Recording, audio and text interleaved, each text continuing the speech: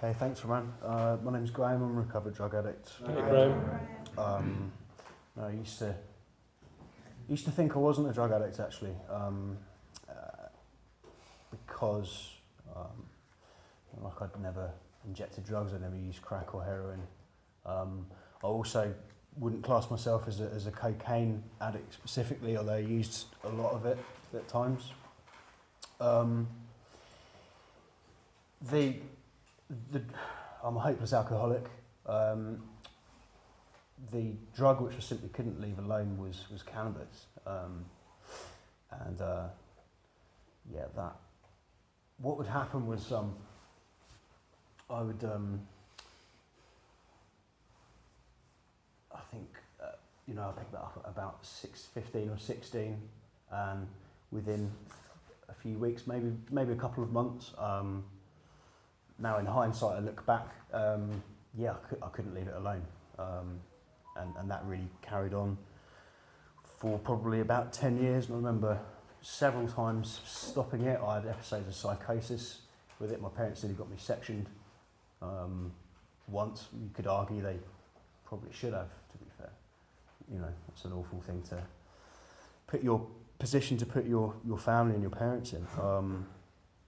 But yeah, so I saw it was really dangerous for me, and so I'd seem to be able to stop doing it for a while, but a period of time would pass and I'd start doing that again. Meanwhile, my drinking, which probably for a few years, maybe up until late teens or early 20s, I seemed to be able to choose when I would drink or not, and I'd usually get myself into scrapes, but yeah, it didn't seem to be too bad. But definitely by 2021 was I seemed to then the same as it was with the cannabis. I was unable to leave it alone, and actually I didn't want to for a lot of years. It took me a long time to accept help, and and actually I asked myself, kind of sort of curious as to, in a short space of time of being a member of this fellowship, that how come I didn't end up injecting drugs? How come I didn't pick up crack or heroin? Like, I don't know really. Maybe it's circumstantial. Didn't bump into that particular person at that particular time. And maybe like I remember, about 7 or 8 years ago, that was using a lot of cocaine, pills, speed, a lot of really heavy drinking. Meanwhile, I've been holding down the same job for a long time. Like, at that stage, probably I've been there 8-9 years. The things I got away with were incredible. Like, I don't know how I managed it. I really don't. And actually, it happened then. I met my wife to be. Then, had I not met her, then really was. I'm not saying that I was in control. I definitely wasn't. But maybe that put the buffers on things. Who knows? It's just an interesting question. Something I was talking to my sponsor about recently. But yeah, the reason I chose that reading in that section is because the Jaywalker describes exactly the things that happened to me as a result of my addiction, and it's fair to say, there's periods of enjoyment for a few years, but really it's been carnage, to be honest. And by the time I reached the point when I desperately wanted to stop, I found that I couldn't do that, or probably then. Maybe for 2 weeks, 3 weeks, I never really recorded it. There weren't long spells, but there definitely, I absolutely wanted to stop. I could see it was absolutely ruining my life. What I didn't see was the lives it was ruining around me. It was kind of, that was it really selfish and self-centered sort of way of looking at it, but I could see the damage it was doing, and I really, really desperately wanted to stop. I found that I couldn't. So,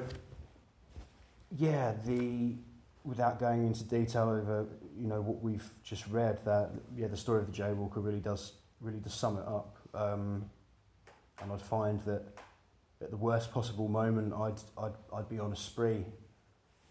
And curiously enough, that second paragraph on page 38 is exactly what happened. You know, it's been quite a spectacular fall from grace, the relapse last July, and realising that for a long time, probably the whole time, in fact, I'd been under this illusion which you hear spoken about, which, you know, in its simplest form means that you know, underneath everything, I thought I was all right, and I thought that I had this problem sort of licked, you know, and so now it was actually the other way around, I guess. My wife did get a divorce. I found that I could no longer work with the relapse last July, and it is what I needed, though. I can sit here now and say I'm extremely glad that I relapsed. I really needed to. It has enabled me to see the truth, which you'd think would be quite straightforward, bearing in mind what always happens. Something really subtle about these illusions, which can come in sort of several forms, if you like. So to me, the illustration of the jaywalker is not ridiculous. It's absolutely bang on. I was probably like to think I was relatively intelligent in other respects. I guess I probably wouldn't have been able to hold down the job I was in for 15 and a half years if that hadn't been true. That obviously involved a lot of manipulation and lies, and you know, whether that was being absent without leave, late, you know, going in absolutely you know, in various states, you know, using drugs and drinking on work premises and on Saturday afternoons, like I did it for years. Like I don't know how I got away with it, but I did, you know. What I found was that, what I have found and what I can see now is that there was something about, so it wasn't the job, but something about the fact that I'd been able to maintain that for so long, kind of prevented me from seeing the truth to an extent. It was like I wasn't that bad, you know, which I guess brings us on to sort of the last section of what Nick was sharing, then the bottom of 38 and onto 39, that I mean, it's really curious because I appeared to be under no illusions as to what it was that I suffered from. I'd studied this book, I'd received the step one information, which told me that, you know, I'm absolutely screwed with this. You know, it describes this condition as hopeless. That, you know, that there's no cure, but there is a solution with a spiritual experience, and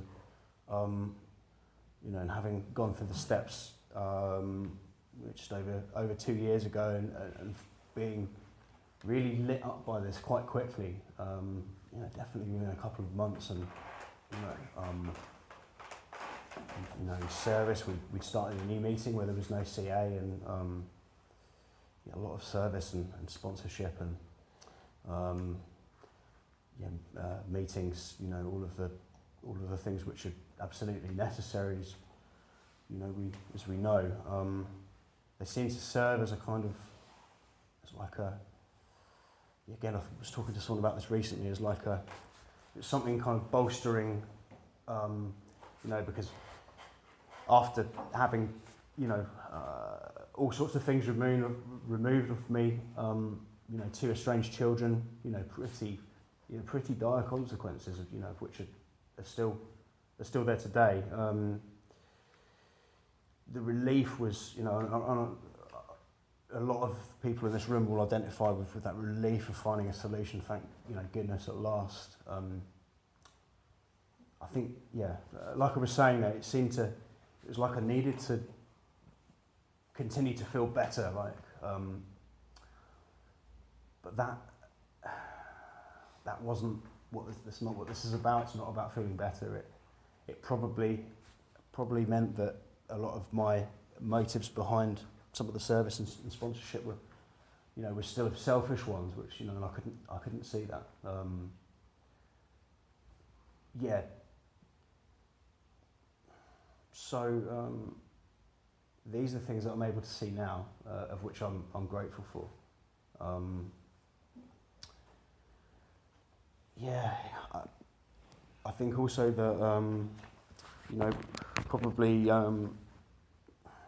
relapse did become unthinkable, even though that isn't what I'd tell you.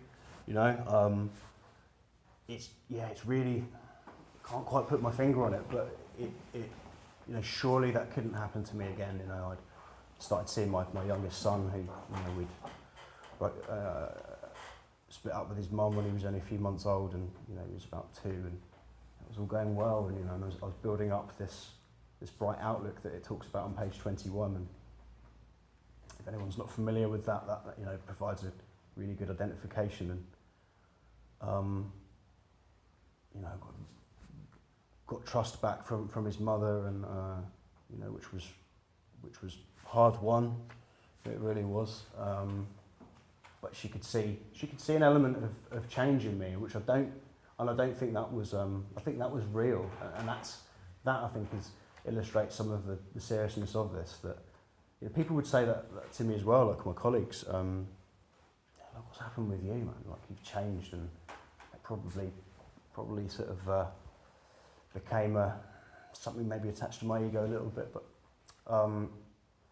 yeah. So built all that trust back up, and, you know, started to see George on my own, and I moved into my own place, and basically shortly afterwards I relapsed, and, you know, I'll go into that a little bit. It's curious that the night before it happened, I'd been talking to a woman I've been seeing about alcoholism, and which wasn't an unusual thing. Spoke about it a lot, and she'd asked me if I'd tried an experiment, or maybe if, like, I'd be willing to try one, and I said, like, no, absolutely not, it'd be a disaster. And then the next day, like, I went. Just I don't know what that is. I can't really remember what I thought, but I was like, I couldn't get this conversation out of my head. It's just and what I didn't think about were, you know, my son, who I'd started to see again. None of those things.